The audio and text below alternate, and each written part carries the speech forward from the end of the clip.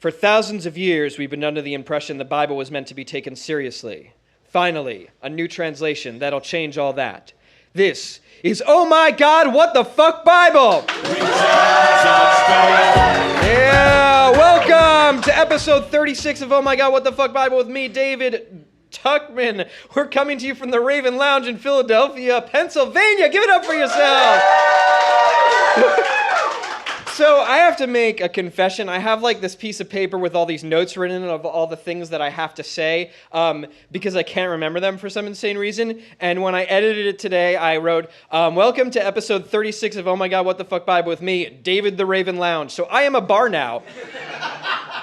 Each month on the show, a guest joins me and tries to read as many chapters as possible, or just an entire parsha, or what I like to call an episode, of my own personal translation of the Hebrew Bible while I make fun of it. Tonight we're reading the third portion of Leviticus, known in Hebrew as Shemini and in English as You'll See. Today is February 8th, 2016. Who here caught the big game last night?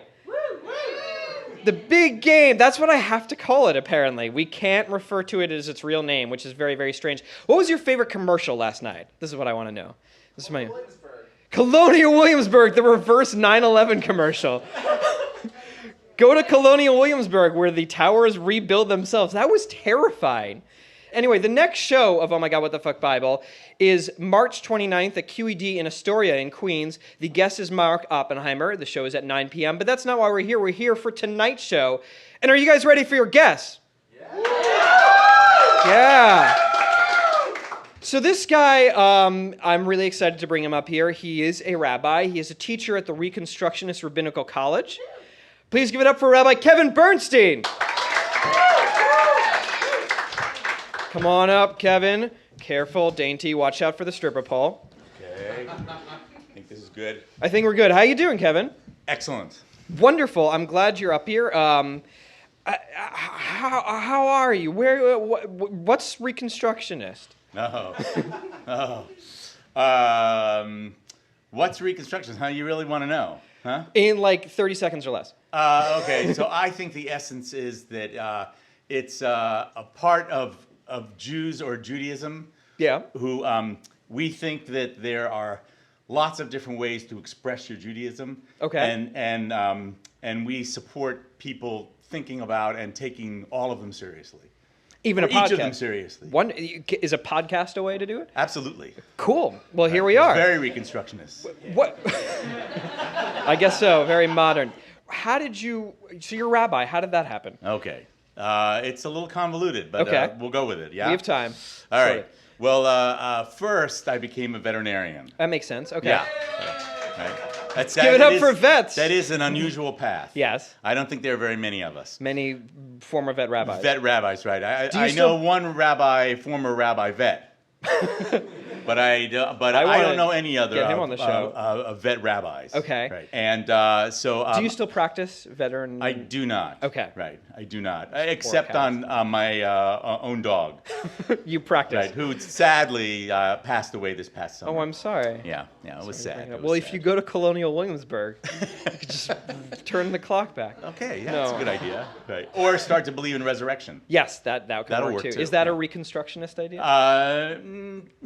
No, actually, it's a little anti-Reconstructionist. We stay away from the supernatural. Okay. And, So how'd you get from being a veterinarian to being a rabbi? Well, I worked as a veterinarian for about 15 years. Okay. And then I'm married with family. Mm-hmm. And our family was going to make a geographic change, moving from Israel back to America. Okay. And I sort of had the opportunity financially to not have to worry about, bringing the bread home, so to speak, and supplying for the family, because my wife was going to do that. Oh, that's nice. And I had the opportunity to do something that admittedly was near and dear to my heart. So this is something that you kind of had a passion for a very long time, Yeah. and now you get okay. Yeah. What did you grow up Reconstructionist? How did you end up in this kind of strand of Judaism? No, I grew up sort of in a I would call it a pretty observant conservative household. Okay. And we were members of a conservative synagogue, but as many people would know, most people that belong to a conservative synagogue, they may not keep kosher that strictly. We did. They may not like observe Shabbat that strictly. We were pretty, observant about that. Okay. And that was sort of my upbringing. Okay, so you were on the kind of the rightward edge of conservatism. Yeah, I would say. Okay, how did you make the transition from that to a kind of, I guess, less strict form of Judaism? Oh, well, it's a little bit of a mistake to think that Reconstructionism is like a less strict form. I'm so sorry. That's okay. That's right. I would say here's what the difference was. The difference was that I went from being involved, although I don't know if I really ever believe this, and I think this is probably true for a lot of people. I never believed that like the conservative Judaism was the way. Right. Right. And so it was just sort of recognition of that that I didn't really think that had to be the way that I had to practice, or more importantly, that I had to get other people to practice. Right. And that's what sort of placed me like as a card-carrying Reconstructionist. Interesting. But we don't have cards. Okay, I was about to ask if I could see it. No. I'm really glad that you're on stage with me. I didn't Okay. notice this until this now, and you're looking down. Yeah, I'm schwitzing. We're wearing the exact same shirt. Yeah. Which is really great. Oh. So Wow. we're gonna have a great show together. We're gonna be. That's great. They're very similar. Mine has like these. I have a little flap over my pocket, but they're exactly the same. Yeah. What do you do in your spare time with little boys? What? Oh. That's a terrible that. transition. Yes. I've heard that there's something that you do It's true. that is not just being a rabbi. It's true. I am a mohel. Okay. Otherwise known as a moil. And what is a moil? A moil is a person that performs ritual circumcisions. Whoa. Among other things. How many a week? I'd say about 1 or 2 a month. Okay. So okay. not that often. So a steady pace, Right. but not. Yeah. Once in a blue moon. How did that happen? How did you wake up one day and say, you know what I want to do? Well. Circumcise. Yeah. Well, first of all, having had the surgical thing. Okay. That like always made me think of it as an option. Okay. And sure enough, I was lucky enough to be the bar mitzvah tutor Okay. of a very well-known, at least in Philadelphia, a guy who's been a mohel for like 5 generations in his family. And it was his son who I was tutoring. Mm-hmm. And in the process of tutoring him, he got to know me well enough, also known that I was a veterinarian, and said, hey, is this something that you might be interested in learning? And I said, sure. Sounds wild. Sounds fun. Yeah. Yeah. I guess that's a word to describe it. And when you think about it, Yes. a baby Yeah. is about the same size as a cat. It's like a little dog. It's a cat. So it's the same kind of things that you do. You Okay. know? You can't see on the podcast, but when you do surgery on cows, Yes. you're doing like more like this. Yes, the arms are waving all that's around. Right. Just when knocked you a do speaker. it on, cats, it's more like this. Okay, so and it's- more like this was a little bit more appropriate for babies. It's kind of so okay. So it's Right. kind of like so that didn't freak me out. I wasn't worried about fainting. So it's any almost of like those you still things. practice in a way. Yeah, I guess I do have Yeah. that a little bit. Yeah. What? Because I've seen some interesting tools. Do you have like there's sort of like this very like guillotine-esque or like separator? You mean the Mogan clamp? Sure. Yes. What of course. language is that? I don't know. Whatever language Mogan spoke. Maybe it's related to Mogan David. Maybe Mogan David, perhaps. No, I don't think so. Shield. Yeah, I think that's probably what you're referring to. And So it it does like- look guillotine-ish, but that's actually not what does the But it kind actual of like separates cutting. the situation. No, it just okay. kind of. I mean, I don't know how much in detail you want to get into. Maybe. I don't know. Audience, what do you think? We want detail. There are details. It clamps. Okay. But the separation thing is something you have to do, freehand, so to speak. You don't have a special tool for that. Okay. Right. And then once that clamp is put on, by Yes. the way, that's what makes the actual cutting very safe. Right. Unless you really screw up and put the clamp on wrong. Okay. And I'm not sure how one would actually do that. Put it on wrong, But anyway. So, how do you feel about circumcision in general? Well, I've been called by a close colleague, Yes. a rabbinical colleague, the most anti-circumcision mohel they know. And what she means by that is You're just like, I don't want to do it, but I will. No, I think that I understand and relate very easily and well to people's hesitancy. Okay. You know, it's crazy. Yeah. It's really one of It's- our it's most weird. bizarre and weird things. Yeah. Exactly. Yeah. I hope And, you use the yeah. And in a sense, it's it's one of the things I enjoy about it is talking through with parents who are really struggling about, well, why should I do this? And so I like that part of it, is talking with them about it. What is your feeling about why you should do it? Good one. I think that there's three reasons. Okay. So in order of how popular they are, Yes. starting with the least popular. Okay, I like that way. Because God wants us to do well, it. of course. Okay, so I'm not sure how much of the Jewish population today, and by the way, most of the Jewish population is still having their boys circumcised for a variety of reasons. So that's one. Second reason, in a little bit more popular, but not, is, well, because that's what Jewish law says we're supposed to do. Okay. Okay, I guess that's meaningful. Those two are meaningful for some people. Yeah. But the last one, believe it or not, is that I think that the main reason why people do it is, get this, because everybody else does. Oh, boy. And, I think back to my mother, Yeah. who used to say, oh, if everybody jumped off the Empire State Building, you would too? Yeah. That's really a stupid reason. But there's something behind it. But on the other hand, it's very tribal, and everybody, it's sort of like just you do it because everybody else does it. And there's something sort of tribally communal about that. Which is interesting to me because in a way, the way that I see it, it is kind of like you are entering into the covenant with God or whomever, but you're becoming a part of a group because you've done this, and that's so you're sort doing of what the group does. What the real reason right. is. And on one hand, that can seem like a very silly and superficial reason, but on the other hand, I think people can understand that it's a very strong reason in some ways.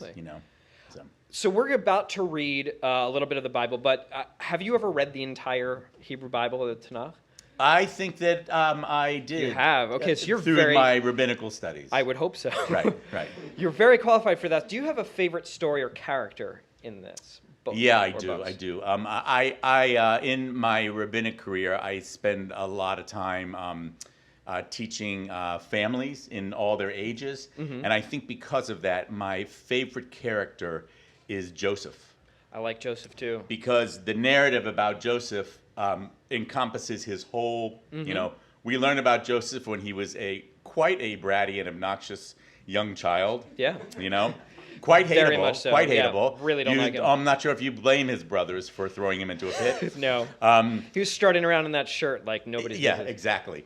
And then you learn about him all the way through his career, where he comes to power, and how he does or doesn't abuse his power. And so I think that's the thing I like the most about him, is that there's such his narrative is that there's a lot to use to teach people about getting along with each other within a family, and getting along and governing and those kinds of things. So he's my favorite. I really like that story too. It's a really powerful, strong, well-constructed story, right? Except for a few parts. But one more question: do you believe in God?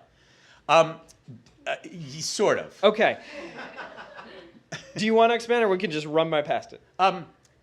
I believe in God more like as a force. Okay. I tell you that I do not believe in a God that. Do you believe in the force? Dictates, do I believe in the force? Yeah, I guess so. Okay. Right. With a capital T. Yes. The force. Right.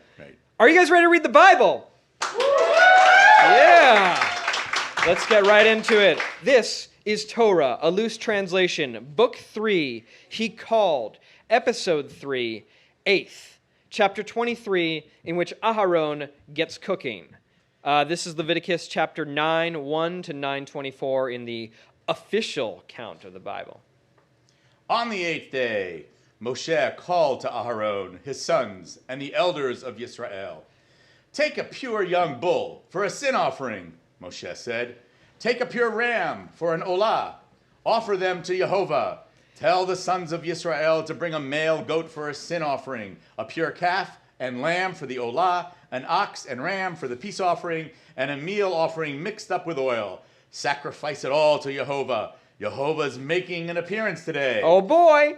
They brought all that stuff to the front of the witnessing tent. Everyone huddled together, standing in front of Jehovah. Okay, Jehovah had some things for you to do before he shows up, Oh, of course he does. He always gives errands. Moshe said. Come up to the altar, Moshe said to Aaron. Make the sin and olah offerings. Repent for yourself and for the nation. Make the sacrifice for the nation, yada, yada, yada, and atone for them, just like Jehovah commanded. Aaron stepped up and slaughtered the sin offering. His sons brought him the blood, and he dipped his finger in it and put it on the altar's horns. I'm loving this very, commanding voice. It's pretty great. Thanks, you. Thank you. I got it myself. This is so if you've been following the podcast recently, God has been doing a whole lot of commanding. He's pretty much spent the past 2 months of the show explaining how all the offerings are going to be given. We're finally giving the offerings. It's great. Action is happening. He poured the blood on the base of the altar. Aaron smoked the skin offerings fat, kidneys, and the lobe above the liver on the altar, just like Jehovah commanded Moshe. Last episode. He burned the meat and the skin in a fire outside the camp. It was so tasty. He slaughtered the olah. Aaron's sons brought the blood to him, and he threw it all around the altar. Yum. They delivered the olah to him in pieces, and he smoked it up on the altar. He cleaned the innards and the legs and smoked them on top of the olah. Double-sided. Oh. He turned the page. He turned the page to the other side to save paper. They brought the nation's sin offering goat. He slaughtered it and offered it the way he did the first one. They brought the olah and prepared it according to the rules. Next, 8 simple rules for preparing an olah. Next, the meal offering. Aaron filled his hands with it and burnt it up on the altar next to the morning's olah. The meal offering, as you recall, is a bunch of wheat mixed with oil and some other stuff. So that's kind of the bread portion of this very, very protein-rich meal. For the nation's peace offering, he slaughtered the ox and the ram. Aaron's sons brought him the blood, and he threw it all around the altar. He put all the different kinds of fats, the fat from the ox and the ram, the tail, the coverings, the kidneys, and the lobe on the liver, on the breasts, and smoked them all up on the altar. Aaron waved the breast and the right thigh before Jehovah, just like Moshe commanded. That's what you do. Aaron raised his hands over the... you wave your breasts and thighs Absolutely. when you're eating. Yeah. When I get my chicken, I'm barbecuing. just like, oh my God. Yeah. Aaron raised his hands over the nation and blessed them. So, Aaron raised his hands over the nation and blessed them. Supposedly, this is, the blessing that the priests do or the Kohanim do in synagogue perhaps comes from this. And that's also, and they would make kind of a symbol, supposedly, with their hands. Those who are here live can see it, but that's also the Leonard Nimoy Live Long and Prosper, which is where he got it from. He was a Kohen. Mm-hmm. He came down from his trip. From making the sin offering, the Sure. olah, and the peace offering. Moshe and Aaron came to the tent of witnessing and went out and blessed the nation. The entire nation could see the glory of Jehovah. So the entire nation could see God. That's cool. Fire blasted out from Jehovah and consumed the olah and the fats on the altar. Everyone saw. They shouted and fell on their faces. Because it was crazy terrifying. That's chapter 23. Woo! Yeah.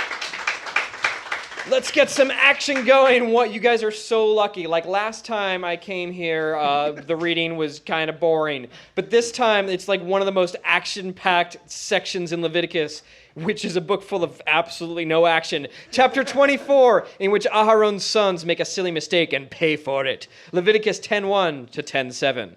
Nadav and Avihu, Aaron's sons. So, by the way, if you watched The Big Game last night, there was a commercial with a bunch of babies in it. This may have just been in New York, I think. Not the people who fucked on the Super Bowl night. Not that commercial. Oh, this was that weird, creepy nonsense. But there was it may have just been a local New York hospital chain. But there was a baby who was born, and they put the name on the bottom, and it was Nadav Benjamin.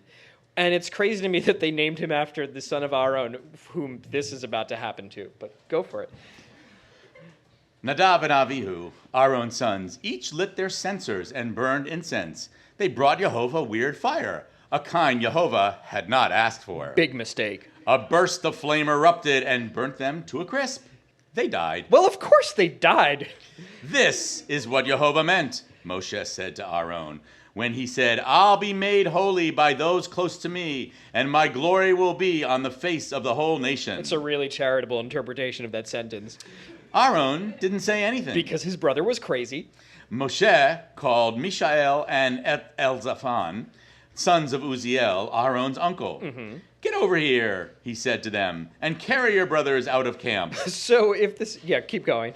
From in front of the holy, they dragged their brothers to outside the camp, just like Moshe said. So if you recall, the way the camp is set up, the ohel, the tent of meeting, and the holy and all this stuff is right in the center of it, and then all the tribes surround it. So them carrying him outside, carrying these two bodies outside of camp, they literally had to drag them like in front of everyone in the middle of camp. Really gruesome stuff, Bible. Makes a point. Yeah. "Don't lose your minds or rip your clothes," Moshe said to Aaron, Eleazar, Itamar, and sons. Basically telling them not to mourn. "We don't want you to die too, and we definitely don't want Jehovah freaking out on the people. Because that guy is a loose cannon, let me tell you. Let all of Israel cry over Jehovah burning your brothers. Don't leave the entrance to the tent of witnessing, or you'll die. Jehovah's anointing oil is on you." Which means that they're still covered with the oil from before. Disgusting. They did what Moshe said. Oh boy, that is chapter 24. Yeah, something happened. Chapter 25, in which God goes full Roger Goodell. Leviticus 10:8 to 10:11. "When you," Jehovah said to Aaron, "or any of the sons you have left, go into the tent of witnessing, don't drink wine or booze. That way, I won't kill you." Seriously, God's substance abuse policy is ridiculously strict. "This is an eternal decree for generations, and so you can tell the difference between what's holy and what's normal, what's yucky and what's clean, and so you can teach the sons of Israel all the rules Jehovah, their Elohim, told them through Moshe." That's interesting. It's almost saying like you can't teach drunk. Is that true? Have you ever taught drunk? You can plead the fifth. No, never. Those of you who are listening, that was a very sarcastic no, never. Yes. That's chapter 25. Woo! Oh boy, here it goes. Chapter 26, in which Moshe gets back to the all-important eating rules. Leviticus 10:12 to 10:20. "Take the leftover meal offering from Jehovah's fire offerings," Moshe said to Aaron and Eleazar and Itamar, the sons Aaron had left, This narrator's an asshole. "and eat matzahs next to the altar. It's extra holy. Eat them in a holy place because it's the portion from Jehovah's fire offerings for you and your sons. This is what I've been commanded. You, your sons, and your daughters eat the wavy breast and the tribute leg in a clean place. These are your portions of the sons of Israel's peace offerings. Put the tribute leg and the wavy breast on top of the fire offering fats to do a waving before Jehovah. According to an eternal decree, they will belong to you and your sons." Not that eternal. I still don't give any of my meat to Kohens, but "Just like Jehovah me. commanded." Moshe asked about the sin offering goat. It was burnt. He got pissed at Eleazar and Itamar, Aaron's remaining sons. I really hope they don't die too. "Why didn't you eat the sin offering in the holy place?" he asked. "It's very holy, and it was given to you to carry the people's guilt and atone for them before Jehovah. You haven't brought its blood inside the holy. Eat it in the holy like I commanded." "We brought the sin offering and the olah before Jehovah today," Aaron said to Moshe, "and look what happened to me. Would Jehovah have wanted me to eat the sin offering today?" Moshe heard. He was okay with it. Yeah, Jehovah's rules are weird. That's chapter 26. That page is not double-sided. Okay. Chapter 27. Oh my gosh, you've been waiting for it all, Bible, in which the Jews find out they can't eat bacon, egg, and cheese sandwiches. Leviticus 11:11 to 11:47. "Tell the sons of Israel," Jehovah said to Aaron and Moshe. Oh, now he talks to both of them. "They can eat any animal that really has a hoof, and the hoof is split, and it also chews its cud. They can't eat anything that only does one or the other, like the following animals. The camel, it chews its cud, but it has no split hooves. The hyrax, it chews its cud, but it has no split hooves." So the word shafan is the word that's translated as hyrax. Some people translate it as the daman, or the rock badger. Early English translations didn't really know what this animal was. It wasn't until later that they figured it out. The hyrax is a weird choice because, according to Wikipedia, it doesn't actually chew its cud. So a little oopsie there, Bible. "The rabbit, it chews its cud, but has no split hooves. So rabbits don't really chew their cud either.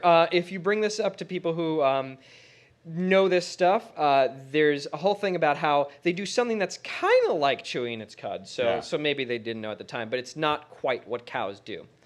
Rabbis definitely do not chew their cud. The pig. Its hooves are split, but it doesn't chew its cud. No.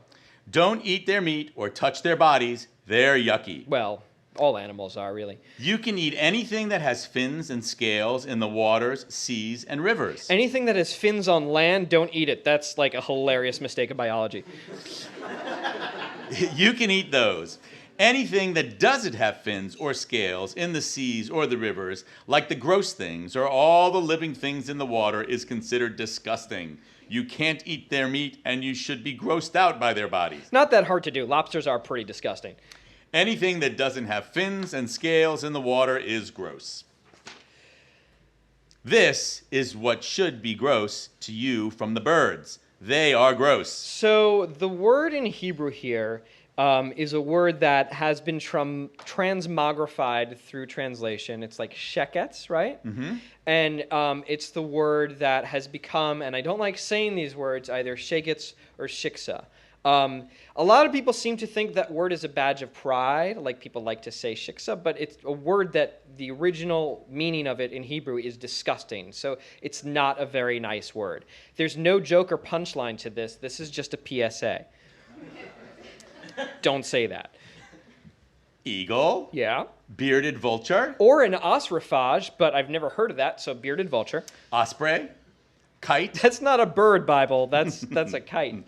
All kinds of vultures. All kinds of ravens. So that includes the ones in Baltimore and the poem.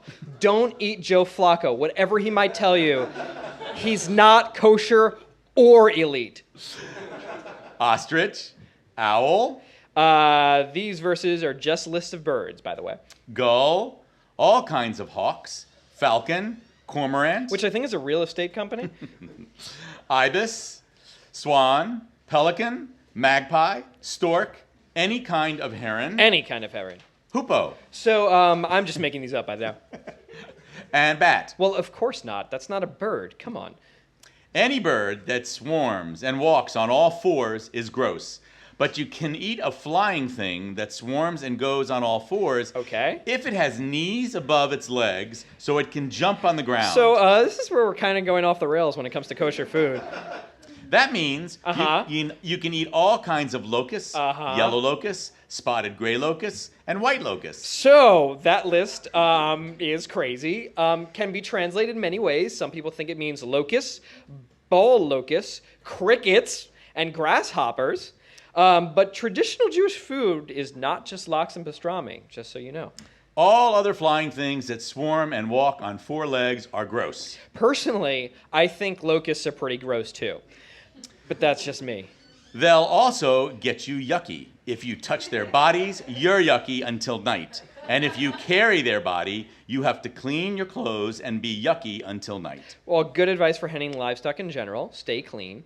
An animal that splits its hooves but doesn't have cloven feet or chews its cud is yucky to you, and if you touch it, you get yucky. Animals that have four legs and walk on their paws are yucky. If you touch them, you're yucky until night. But they're good boys. If you carry their body, you have to wash your clothes, and you're yucky until night. These are the yucky, creepy, crawly things on the ground. Weasel. Also translated as mole. Mouse. Ferret. Also all kinds of lizards. Hedgehog. Also gecko somehow. Chameleon. Also crocodile. Lizard. There's an alternate translation. No, there isn't. Never mind. Snail. Also sand lizard. Mole. Also chameleon. These are swarming creatures you can't have. Don't eat chameleons. Anyone who touches them is yucky until the night. Anything that touches them while they're dead is yucky. Put a wood tool, clothing, leather, sack, or any tool that you do work with in water, and it's yucky until night, when it'll become clean. If it falls into something earthenware, anything inside of it is yucky, and you should break the vessel. Listen, I don't really need God to tell me that if a dead rat falls into my cereal bowl, I'm going to throw away the cereal, break the bowl into pieces, and burn down my house. Any edible food in it that water gets on it is yucky. And drink in any vessel is yucky. Oh, any drink in any vessel is yucky. Anything that touches its body, including an oven or range, is yucky and must be broken into pieces. It will be yucky to you. But a mikvah made from the spring or a pit stays clean. Anyone who touched the body is yucky. If the body falls on planted seeds, they stay clean. But if the seeds were wet when the body fell on them, they're yucky. If an animal you can eat dies, anyone that touches it is yucky until night. Anyone who eats it or carries it must wash their clothes and is yucky until the night. That's interesting that it kind of seems like you can eat an animal that just dies, right? Like you're yucky until the night, but it's not like it's illegal. It's not like it's against the rules. Yeah, like it's kind of a minor. Yeah. I think the idea is to not get yucky. No, at all. absolutely. Yeah, don't get yucky. Right. But it's not. Yeah. Yeah. There's no mention of the ritual slaughter that we believe is how kosher. Yeah. No. I don't think that comes from this. No, not from it. It here. comes from another part, I think, in the Bible. Maybe. Yeah. Any swarming thing that crawls on the ground is disgusting. Don't eat it. Anything that goes on its belly or on all fours or on a whole bunch of feet and all the things that crawl on the ground, don't eat them. They're gross. Also, if you see them in your house, freak out and smash them with a broom because, ew, don't eat centipedes. Don't make your souls gross with squirming things. Don't make yourself yucky with them. That's chapter 27. That's the whole parsha. Yeah. That's Shemini. Thank you so much, Kevin, for reading that with me. It was my pleasure. Thank you. That was fun. You said yucky. So, when was the last time you said yucky? So many times. Yeah, I don't know. Considering my, youngest child is 20, it's probably been a good year. Okay. Was he talking about girls? Since she went away to school. Okay. So she was talking about the showers, I guess.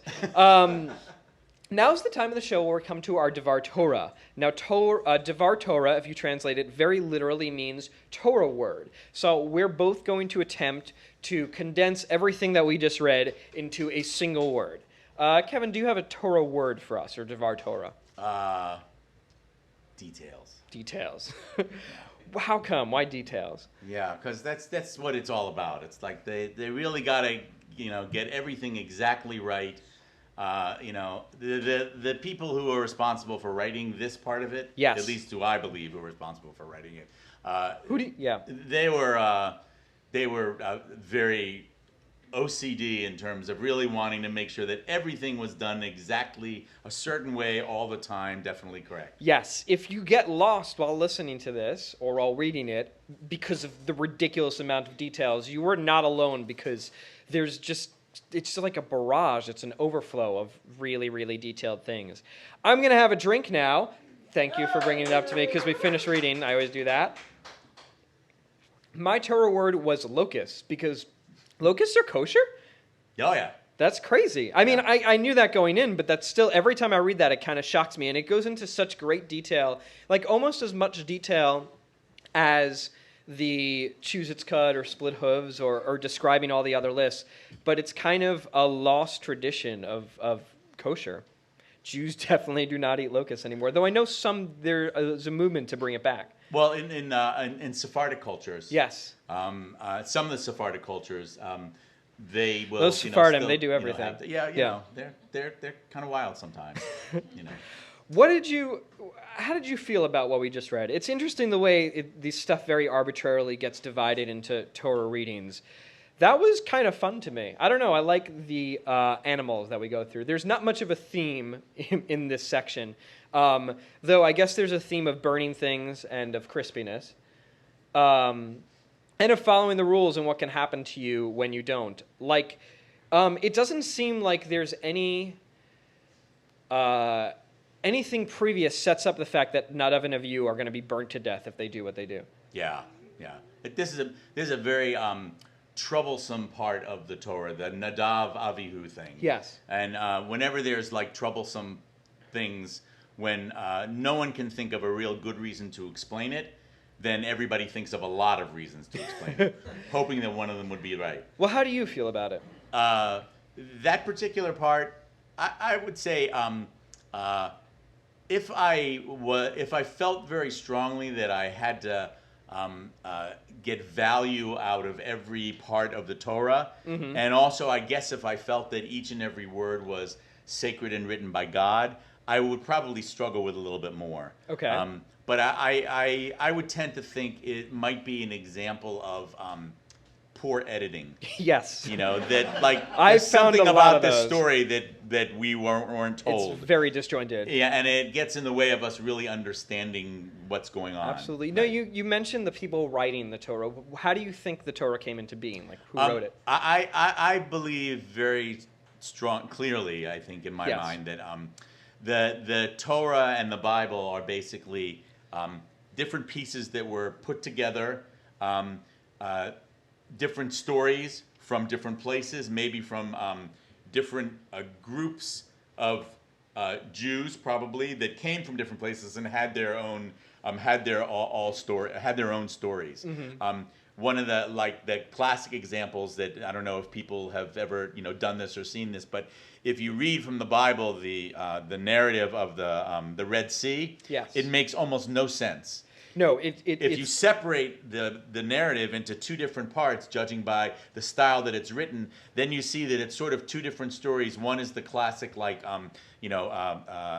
in the movies, the Red Sea, that it divides. Yes. And the other story that seems to be mixed in looks a lot like a tsunami.